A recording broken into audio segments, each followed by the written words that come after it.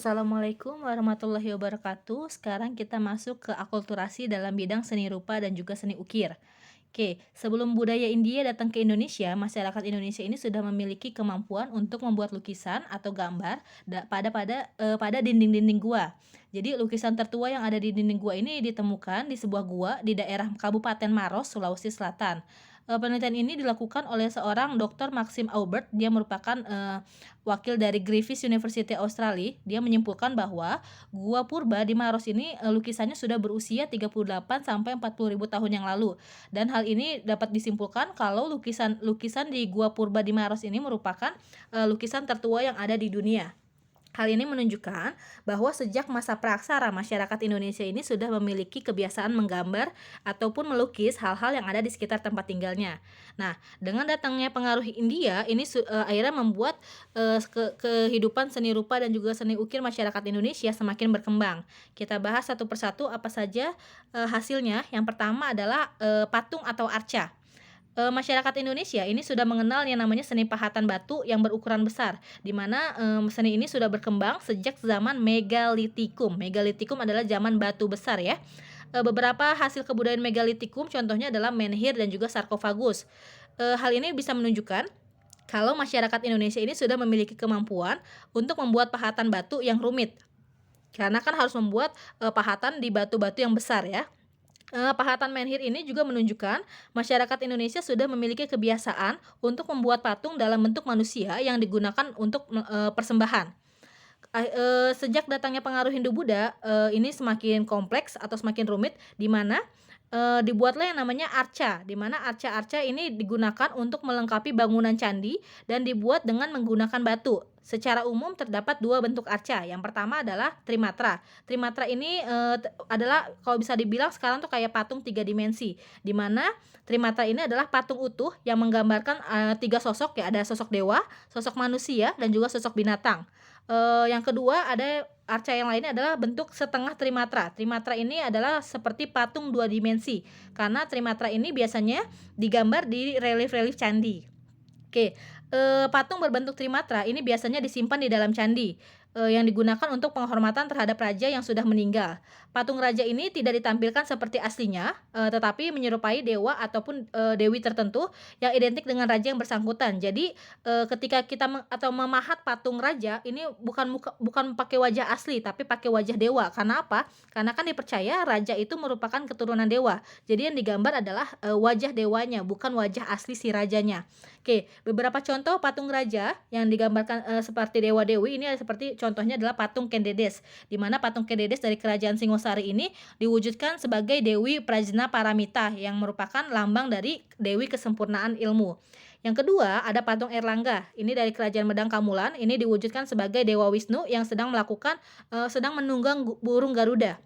Yang ketiga, ada patung Kertanegara, ini dari kerajaan Singosari, ini diwujudkan sebagai lambang dari Joko Dolok ataupun Amogapasa.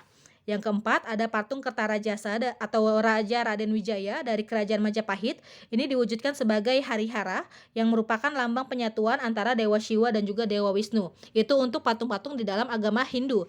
Sedangkan untuk di dalam agama Buddha, biasanya ini diwujudkan sebagai Sang Buddha dalam berbagai posisi. Sebagian besar patung Sang Buddha ini tampil dengan sikap tangan atau mudra yang menghadap ke arah mata angin tertentu. Jadi kalau kalian ke Candi Borobudur, pasti kalian lihat ya, posisi tangannya Buddha itu pasti beda-beda. Nah, posisi tangan itu disebut dengan mudra. Nah, mudra ini berasal dari kata Sanskerta yang artinya adalah lambang atau sikap tubuh. Mudra ini biasanya melibatkan tangan atau jari. Yang harus kalian pahami ada beberapa mudra. Di sini Ibu akan menjelaskan 5 mudra ya, atau 5 posisi tangan. Yang pertama adalah posisi tangan abaya mudra. Abaya mudra artinya adalah tidak adanya rasa takut atau rasa gentar. Biasanya yang menggunakan posisi tangan ini adalah Dhyani Buddha Amoghasiddha. Lalu yang kedua, posisi tangan Dhyana Mudra. Dhyana Mudra ini artinya adalah semedi atau meditasi. Biasanya menggunakan posisi tangan ini adalah Buddha Dhyani Buddha Amitabha. Yang ketiga, posisi tangan Bumi Parsa Mudra. Di mana Bumi Parsa Mudra ini melambangkan Sang Buddha ketika memanggil bumi sebagai saksi ketika ia sedang melawan serangan mara. Serangan mara tuh serangan hawa nafsu kayak gitu ya. Nah, yang keempat, Dharma Cakra Mudra. Dharma Cakra Mudra ini artinya adalah memutar roda dharma. di mana yang biasanya melakukan posisi tangan Dharma Cakra Mudra ini adalah Dhyani Buddha Vairocana. Nah, posisi tangan yang kelima namanya Varamudra. Varamudra ini artinya adalah kemurahan hati atau pemberian amal.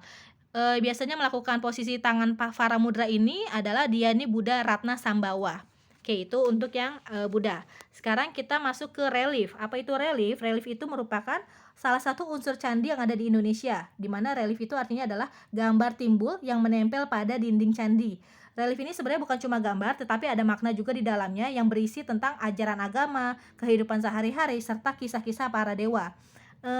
Di dalam candi Hindu, relief ini biasanya menggambarkan cerita dari yang diambil dari kitab suci ataupun kitab sastra seperti kitab Mahabharata, Ramayana, Sudamala, Kresnayana dan juga Arjuna Wiwaha. Di mana tokoh-tokoh punakawan dalam cerita pewayangan yang tidak terdapat di India ini juga ditampilkan.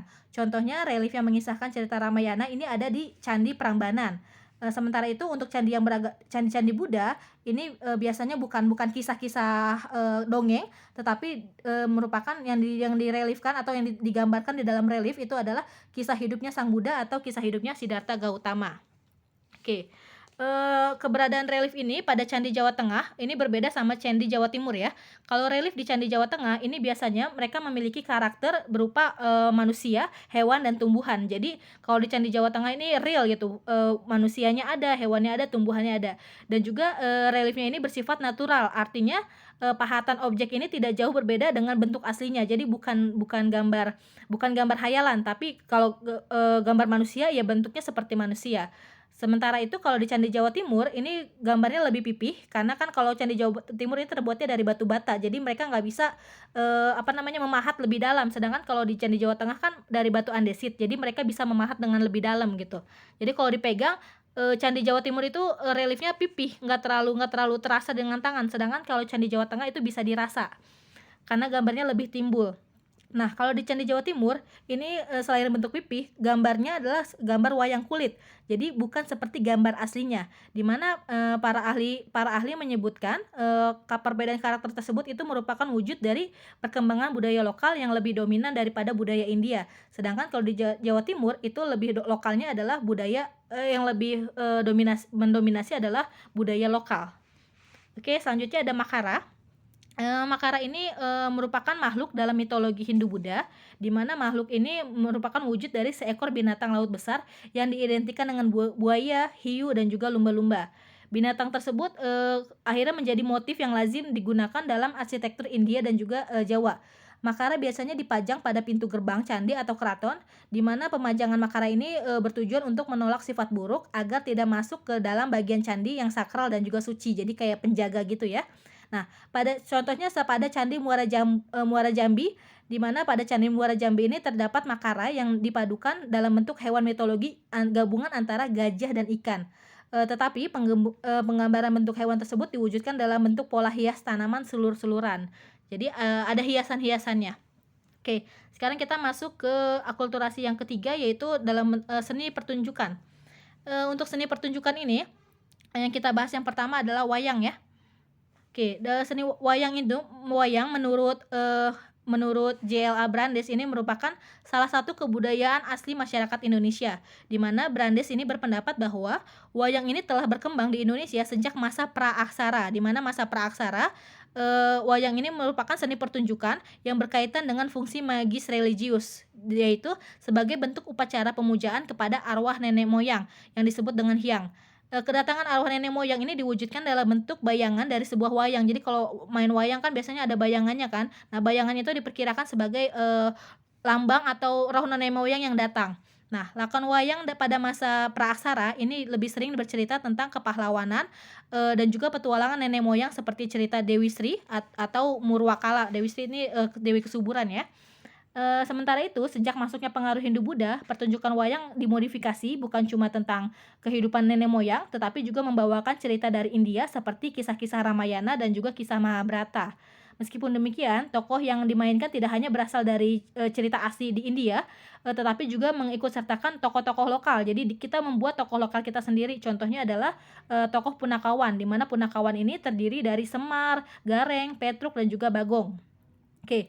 Wayang juga merupakan seni pertunjukan tradisional masyarakat Jawa, di mana tokoh-tokoh wayang ini biasanya mewakili kehidupan manusia yang memiliki sifat dan juga karakter berbeda.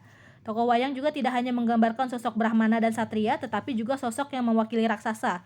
Biasanya dalam wayang, para tokoh tersebut ini mencerminkan dua sisi manusia, ada wayang yang bersifat baik dan juga ada wayang yang bersifat buruk. Oke, sekarang kita masuk ke seni tari. Pada masa seni tari ini sebenarnya sudah berkembang sejak masa praaksara ya. Nah, digunakan untuk apa zaman dulu? Zaman dulu digunakan untuk, pesta panen atau pengangkatan kepala suku. Lalu ada juga musik pengiringnya di mana, para penari ini musiknya berasal dari irama ritmis, alat-alat perkusi, jadi pakai perkusi dan juga tetabuhan atau alat-alat tabuh yang dipukul tanpa iringan dan juga tanpa nada. Lalu dengan masuknya pengaruh Hindu-Buddha, seni tari ini semakin sering dipentaskan dalam upacara keagamaan, acara perkawinan dan juga pengangkatan raja. Seni tari ini juga mendapat pengaruh Hindu-Buddha dan masih tetap dilestarikan sampai saat ini. Pada masa kini, seni tari dipadukan dengan seni drama yang menampilkan cerita-cerita seperti Mahabharata dan Ramayana. Jadi dramanya tuh pakai tari-tarian. Bahkan di Candi Prambanan ini sampai sekarang ya, setiap bulan purnama diadakan yang namanya Sendra Tari Ramayana untuk melestarikan seni tari tersebut. Lalu yang terakhir, kita bahas adalah seni musik. Oke, menurut, Jela Brandes, pertunjukan musik yang paling tua yang ada di Indonesia ini dikenal dengan namanya gamelan. Oke, Brandes mengatakan kalau gamelan ini merupakan salah satu seni pertunjukan asli yang dimiliki oleh bangsa Indonesia. Masuknya pengaruh Hindu-Buddha ini menyebabkan kesenian gamelan ini mengalami perkembangan, yaitu informasi mengenai perkembangan seni musik ini terdapat, atau dapat kita temukan di relief-relief candi dan juga dalam kitab-kitab kesastraan. Oke, untuk, pengaruh akulturasi dalam bidang lainnya kita bahas di video selanjutnya. Wassalamualaikum warahmatullahi wabarakatuh.